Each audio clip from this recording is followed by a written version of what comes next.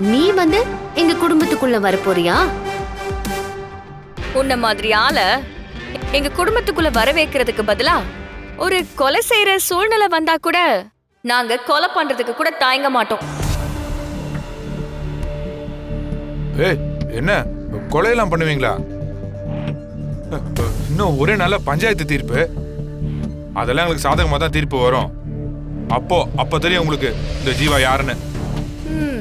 ஆனா அடுத்த பஞ்சாயத்து வரைக்கும் நீ உயிரோட இருக்கணுமே.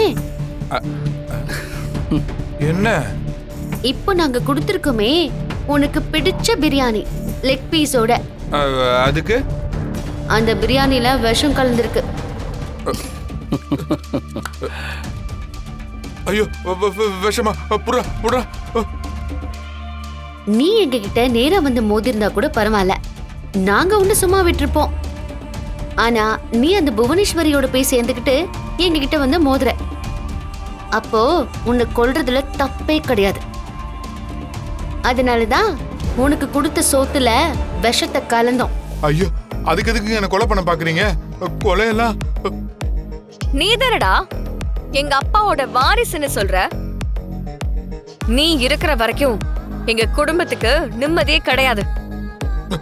அதனாலதான் உன்னை முதல்ல கொல்லணும். ஐயோ, நான் உண்மையை சொல்றேன். இந்த விஷயம் மட்டும் வேணாங்க. நான் ஜீவா இல்ல, நான் வாசு.